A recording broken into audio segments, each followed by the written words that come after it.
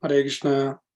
So, welcome all the devotees for this Krishna Lilamrita session, day 2. So, we'll begin with the prayers. So, I'll request all the devotees to join me in the prayers. I'll show the prayers also in the screen.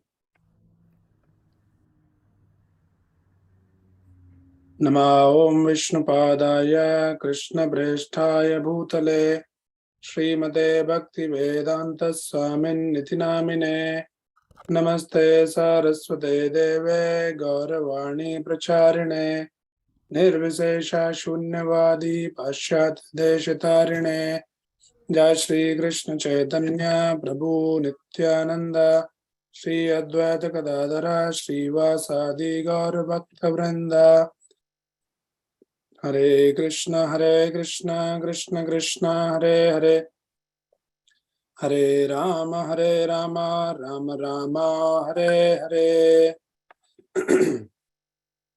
Hare Krishna. So welcome all the devotees. So yesterday we saw the background, the introduction of how this whole Krishna Leela, the discussion, the exclusive pastimes of Krishna begins. So we saw the conversation between Parikshit Maharaj and Shukdev Goswami, and Parikshit Maharaj was fasting for 7 days and 7 nights and sitting on the banks of the Ganges, very eager, very enthusiastic to listen the Krishna Leela. And at the end of the 9th canto, he asked, when Shukdev Goswami explains about the different dynasties, the Surya Vamsha and Chandra Vamsha, and then he was even more eager. He says, can you explain a little more about the Chandra Vamsha, where the Krishna, the Supreme Lord, personally appeared in the dynasty of Yadus. So that is where we stopped yesterday. So the description goes like this. Once, when the entire world was overburdened by the increasing military power of demons in the form of kings, then Mother Earth assumed the shape of a cow and approached Lord Brahma for relief. So as we all know, that Lord Brahmaji, he is the first created being in the whole of the creation. And in fact, he is the secondary creator. So primary creator is Lord Krishna himself, and then Lord Brahma is the secondary creator. So Brahma's position is very, very powerful. He's a very, very powerful being, very intelligent, very extraordinary being. Right. And he has the 4 heads, very intellectual. So we see some intellectual people here in this world also, right? Very smart, very intelligent. They have the great ability to solve the problems. But Brahmaji is extraordinary. He has 4 heads.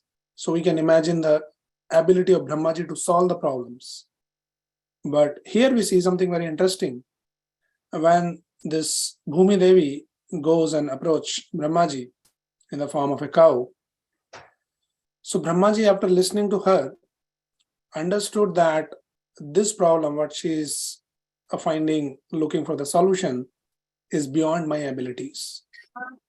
I also can't really give the solution for this problem. So now Brahmaji is actually teaching us a lesson there, that though he is a very powerful being, very intelligent, with great ability to solve the problems, he has to deal with the whole creation and all kinds of problems. But when he realized that I cannot solve this problem, then immediately he says, okay, let us go to the Supreme Lord. So there is a lesson for all of us here. This is actually, great leadership quality. That generally people in this world, they out of their ego, they think that I can do and I can solve the problem. Yes, we can try, we should try. But then there's nothing wrong in accepting, humbly, that if something is beyond our abilities, then we can we can approach to our superiors and seek their guidance, seek their blessings. Right? So Brahmaji, he showed by his example, it's a great leadership quality. And one thing we should understand here, that this is a false notion, false conception in this world, that people, especially with intellectual people, those who are very intelligent, they think that I have the ability, I can solve all the problems. But the reality is, not all the problems and all the solutions in this world come from the fertile brain, not necessarily. So that is how all these intellectual people, they keep struggling, and sometimes they get frustrated because they can't deal certain things, they can't really solve some problems, right? So solution not only comes always by the fertile brains, but solutions, there is a different way also get the solution. Solution sometimes comes by the intervention of the Lord, right? Lord gives the solution. He gives the right intelligence at the right time, and something clicks, and how it comes when we connect to the Lord, when we pray to the Lord, right? So this intelligence is a great boon. If somebody is intelligent, born intelligent, it's a blessing. But intelligence with humility is a very, very powerful combination. So, and Brahmaji is showing here, and this is a great lesson for all the people, that sometimes we are so, dependent on our own intelligence, that we want to do the things based on our logic, reasoning, intelligence. But Brahmaji very humbly is submitting and he's saying, okay, I can't do this, I can't solve this problem, let us go to the Supreme Lord. Right? So some solution comes by the intervention of the Lord. And actually there is a lot of examples we'll see, especially in the Prabhupada movement, especially in Prabhupada temples. Like you go around the world, any Hare Krishna temple, you will see there's various kind of activities, being conducted by the devotees. So, and very successfully they're conducted. So it is not on the strength of some expert management that they hire some people, those who are very expert in managing the things, very intellectual people. No, it is all devotees, very simple devotees. Sometimes you will see, and they can pull up the things. They can pull over the things, big programs, big activities. They can very successfully can perform. Like one very, very simple example, like when the devotees goes out for book distribution. There are many such stories and pastimes of devotees. When they go out, there are many devotees who are not really, materially speaking, educated even. They can't even properly speak certain kind of a language. But they very expertly, they manage to distribute all the books. And on the other hand, we see sometimes that some devotees very intellectual, having some skills, some marketing skills, but they struggle to give even one book, right? So the point to understand here is the solution sometimes comes by the blessings of Krishna, Guru and Krishna. So the devotees should always remember this. Yes, if we are blessed with intellectual abilities, we should try that. But while trying that also, we should always remember that I can do the things by the grace of Guru and Krishna. Mukam karoti vachalam pangum langayate grim yat kripata ham vande Sri Gurum Deenataranam. Right. So that is the understanding. So when this Bhumi Devi, the Prithvi, goes to Brahmaji, so then Brahmaji very sympathetic to Mother Earth's lamentation. Then Brahma, accompanied by Lord Shiva and other demigods, they took the cow-shaped Mother Earth to the shore of the milk of ocean.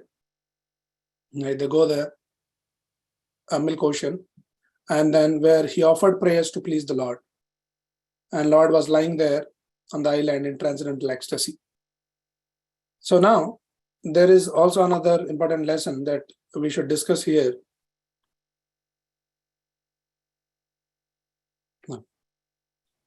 So Lord Brahmaji, he did not go alone. Brahmaji took all the demigods, including Lord Shiva. Why it is? So this is very, very powerful message. When sometimes we can understand this from this example, like, sometimes people go for some strike. And if they go alone, like sometimes they do the dharna, right? Especially it is very common in India. For each and every small thing, they're very expert in doing all this strike and all this dharna. So say if some person have something, some demand, and he goes alone and sit on the dharna outside a government building, nobody cares for him, right? Nobody pays attention. And probably the security guard will just kick him out from there. But the same person, he gathers thousands of people and they go and sit there on the dharna, on the strike, and they have the potency to even shake the powerful government. The government will be bound to listen to them, that what are your demands? Please let us know. We'll consider your request and we'll do something about that. right? So in the same way, this Brahmaji, he did not go alone. So Brahmaji is actually teaching us that how when we go in the association of devotees to pray to the Lord, right? And that way it's a very powerful way to pray to the Lord and seek the Lord's attention. Sometimes we may not be very qualified to seek the attention of the Lord, but in a group of devotees, in the association of devotees, when we are sitting, with so many devotees, there might be some devotees who are very, very sincere, and Lord is really pleased with them, and Lord wants to shower the glance on those devotees. And if they're sitting next to us, we may also come into their focus. So we also reach the blessings of the Lord. That is how this principle of the sadhu sangha, this association of devotees, is insisted again and again in our scriptures. In the Bhagavad Gita, Matchitta Madgat Prana, Bodhyantasya Parasparam. Right? Bodhyantasya Parasparam. Even the Bhagavatam also says, Satam Prasangat Mama Virya Samvido Bhavanti Hirtkarna Rasaya Nakada. So Satam Prasangat, in the association of devotees, when we chant, we pray, we listen, we discuss, we engage ourselves in the service of Krishna. So the potency is much, much more than simply practicing alone. Yes, of course, one can practice alone also, but the potency will be much more when it is done in the association of devotees. So this Brahmaji, he goes with Lord Shiva and all the demigods on the seashore, and then he prayed to the Lord. Right now, here is also another important point I want to bring in a notice of all the devotees here, that why Brahmaji has to go to a specific place, seashore. He could have sat in his own place and could have prayed and remember the Lord and pray to the Lord. That can be done, right? And sometimes we can counter, the arguments that sometimes people say, oh, what is the need to go to the temple? When God is everywhere, you can pray from anywhere, so what is the need of going to the temple? So the point is, we should understand, yes, we can pray from anywhere. You can pray from your own place, but the place also has its own potency. So place helps to invoke the right mood and the right consciousness for that particular cause. So when we go to the temple, we see the beautiful darshan of the Lord. There is a different kind of vibration. It's all spiritual vibrations that creates the right consciousness, the right mood to pray to the Lord, to connect to the Lord. And then we see a lot of devotees in the temple, so there's all like-minded people that helps us to, achieve our purpose, to connect to the Lord. So Brahmaji goes there and then he prays there to the Supreme Lord. And when he prays, now there is another important point, which is also one lesson that we can learn, that generally you open any news channel, right? So new channel, generally, most of the news, they talk about, all the worldly thing, and especially about some influential people in the world, some famous people in the world. Right? They don't talk about what is happening on some simple ordinary man's house, but is any important personality, any celebrity, any influential person, something happens, they show about them, that, what they do, how they deal with the different issues in their life, So here in the Bhagavatam, we see the most influential and the most powerful personalities were the demigods, Brahmaji, Lord Shiva, and all the demigods. They're the most powerful and most influential personality. What they do, how they deal with the issues, right? So we see here, when there is really some issue come, and then their way of handling it is go to the Lord and pray to the Lord, instead of simply, be overconfident about their own logical and intellectual and fertile brain. So they go to the Lord and they pray. So this is how the most influential people do. And if we really want to follow in the footsteps of the great people, then we should also do that. Anything comes in our life, we just go to Krishna and we pray to the Krishna. So then they goes there, and then this verse comes there. This is 10:120, which says, Tatra gatva jagannatham deva devam vrishakapim purusham purushasuktena upadaste samahitaha. So here the Lord is being glorified as with the various names. He says, Tatra gatva jagannatham. Once they go there and they pray to the Lord, who is Jagannatham. Jagannatha means is the Lord of the universe. Dev Devam is the Dev Devam. He's the supreme God of all gods. And then another name is being used for the Supreme Lord is Vrishakapim. So the meaning of Vrishakapim is who provides for everyone and diminishes everyone's suffering. So this is the meaning of this is another name of the Lord, that who provides for everyone and who diminishes the suffering, right? So once they go there and then Purusham Purusha Suktena, then they start chanting Purushukta prayers. Om Tachaya Ravani Mahe Gatum Yagnaya Gatum Yagnapataye. So we also sing the Purushuktam prayers. It's a beautiful glorification of the Supreme Lord. Purusham Purusha Suktena Upataste Samahitaha. So with great attention, Upataste Samahitaha. With great attention they worship the Lord. So when with great attention they worship the Lord, and after that what happens? Lord conveyed the message into the heart of Brahmaji, and that is the process to convey the message, to convey the knowledge, to transfer the knowledge. Now, the first verse of Srimad Bhagavatam also says, "Tene Brahma Hridaya Adhikavaye." So the knowledge was transferred in the heart of Brahmaji, and in turn, Brahmaji conveyed this to all the demigods. Right? So he says, the Brahmaji conveyed, he says, Lord will appear soon, and all the demigods should also appear as the sons and the grandsons in the Yadu dynasty. Right? So now there is a very interesting purport that Prabhupada writes. I would like to read here. So Prabhupada says this. Please pay attention. I'll read from one of the purport.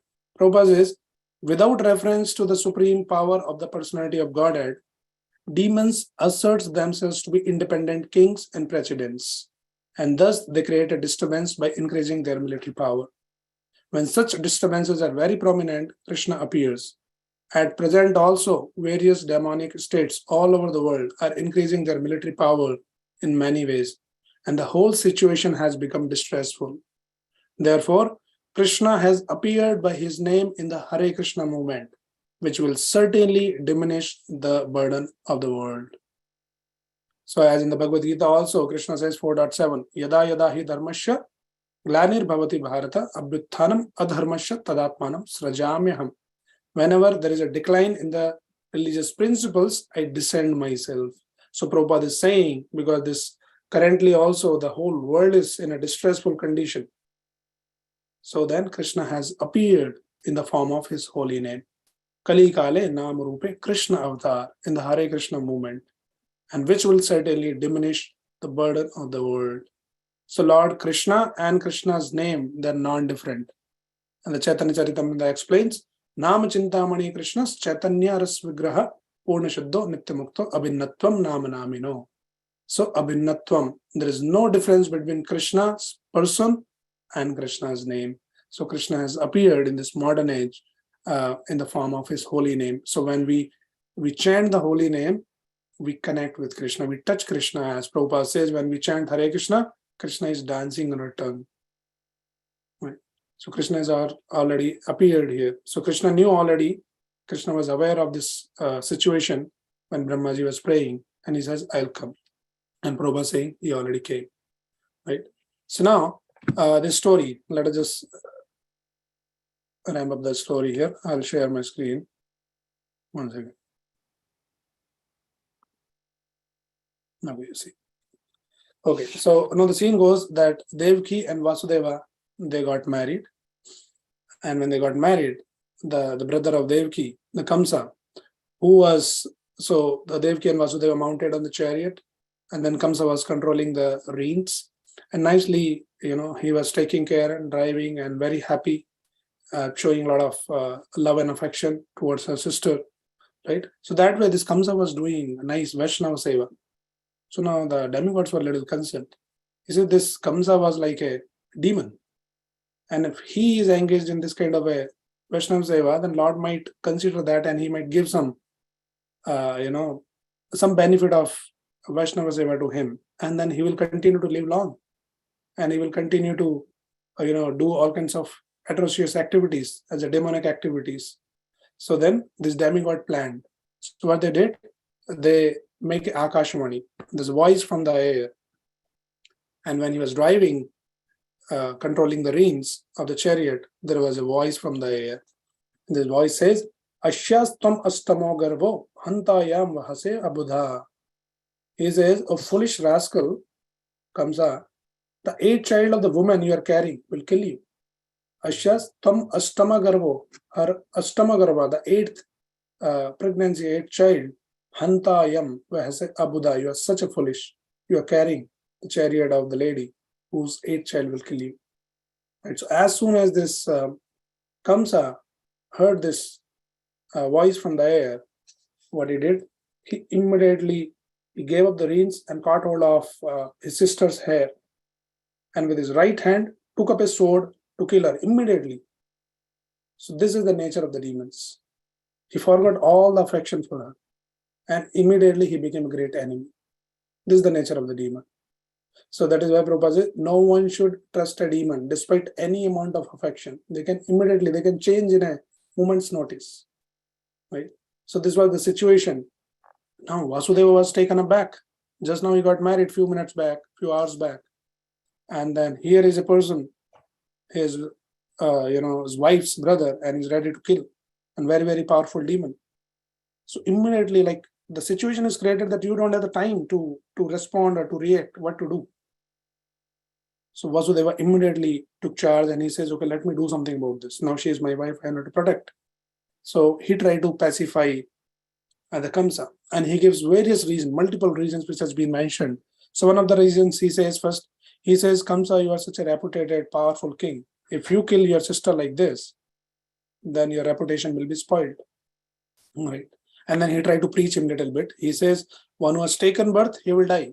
As Krishna also says, right? Yatashi dhruvam mrityu dhruvam janma mritasya. One who had taken the birth in this world, he will die. So what's a big deal? Why you are making such a big, why you are spoiling your reputation because of this? And like that, he gives multiple reasons, and he says that your younger sister is like your daughter, and she should be maintained affectionately. So don't do this. But Kamsa, he was a demon by nature. So none of those reasons and logics and arguments, could pacify. And he was just still very determined to kill his own sister. Then Vasudeva, he thought other way. He says, so Vasudeva said, let me try another way. This preaching is not going to help. I need to do something about this. Right? So Vasudeva also actually, he teaches a lesson that Vasudeva, even after his attempts, when it did not work out, he did not give up. Right? So Vasudeva shows that he was hopeful. He says, okay, the karma is in my endeavor is in my hand. Karmanyavadikaraste ma phalesu kadachana. I'll continue to do my endeavors. If it doesn't work in this way, let me try other way. If that also doesn't work, let me try. So this is how the devotee should be. When we try to do some seva sometimes, and there might be some challenging sevas, and we try to do, and the results won't come, right? Like especially my personal experience, if I say that, earlier back in India when I was there in the temple, so we used to go out for the collections, for the fundraising, donations, and you meet the people, one person, he rejects you. He says, no, we are not interested. And then go to the next, go to the next, go to the next. So we might find multiple failures. But the point is, we should be hopeful. We should keep doing the endeavors. And that is what the Vasudeva, he tried. He is eternally hopeful. So when we do the endeavor with that great hope that I'll continue, like similarly, right? Sometime when the devotees in their neophyte state, when we start chanting, and initially, somebody tells us, Hare Prabhuji, if you chant Hare Krishna mantra, everything, all the problems of your life will be solved. And that the person gets inspired, he starts to chant. And then is he chanting 1 month, 2 months, 1 year, 2 years, things are not really happening the way he expected. He says, I am still, short tempers, I still have a lot of material desires.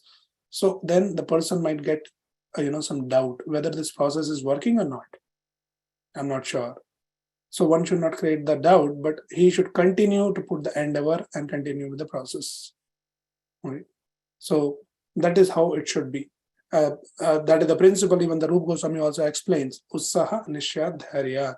We should have the great enthusiasm. At the same time, we should have a lot of patience. So we keep doing, we keep trying, and then result will come. So Vasudeva here, he tried something, but it didn't work out, but he did not give up. And then he says, okay, let me try other way. So suddenly, when we keep doing Dadami Buddhi Yogam, then Krishna gives us the right intelligence, something might work out, something might click.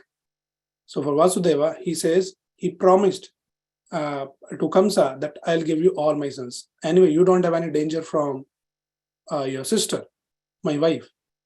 The prophecy says that her eighth child will kill you. So I promise that I'll give all my sons to you as soon as she gives the birth.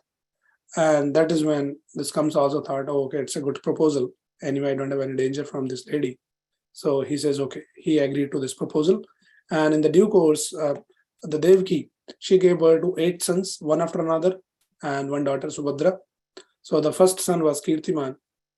So when the first son was born, so this Vasudeva was very famous for his word of honor. So when he gave the promise, the Kamsa also knew that Vasudeva will keep up his promise. And as per his expectation, when the first son was born, and then Vasudeva take the child to Kamsa and he offered. And that is when the Kamsa's heart melted, and he returned the first son. He says, anyway, my danger is from the 8th son, so you take him back, and when the 8th son comes, you give me. But Vasudeva could not trust, because you can never trust the demon. Immediately they can change their mind. That is the nature of the demon. They just keep flickering. They say something and they'll act something else. Right. So when this happened, immediately the Narad Muni comes.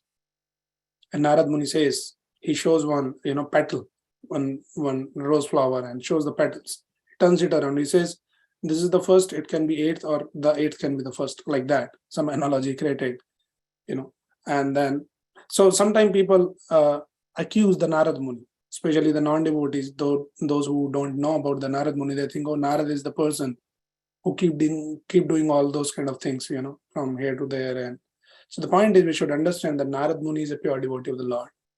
So his role is to enhance the rasa in the Leela of the Lord. Or in this particular case, he wanted to speed up the Lord's descent, because this Kamsa's atrocities became so much that it became intolerable practically. And this is, if Lord delayed to come, then he will continue to do all the atrocities. So Lord should come fast. So then he provoked him, and then one after another. So this Kamsa, he started killing all the 6 sons. He killed all the 6 sons. And who are these 6 sons? That is story today, because time is getting over. We'll discuss that story also. A very interesting story. Who are these 6 sons whom he killed, and why he killed like this? There is a nice pastime about that. We'll discuss. And then it was a 7th pregnancy. So 7th time when Mother Devaki was pregnant, then suddenly something happens that, it was understood that as if there is a miscarriage. He lost that, pregnancy, the miscarriage. And then the story, what happened to the 7th son, I think many of the devotees here, there's nothing to create that secret, but if some of you might not know, then it will be good to have that. So the 7th son, where he disappeared suddenly, what happened, that we'll talk, and which will be our context for upcoming festival, which is on the 11th, and this Balram Jayanti, right? So tomorrow we'll discuss the story behind all the 6 sons, and then 7th son, what happened, how there's a miscarriage happens, and what happened next, and how the Lord comes. So we'll be discussing tomorrow all of those details. Okay, so I thank you everyone for taking the time and joining us here, and giving me this opportunity to share some Krishna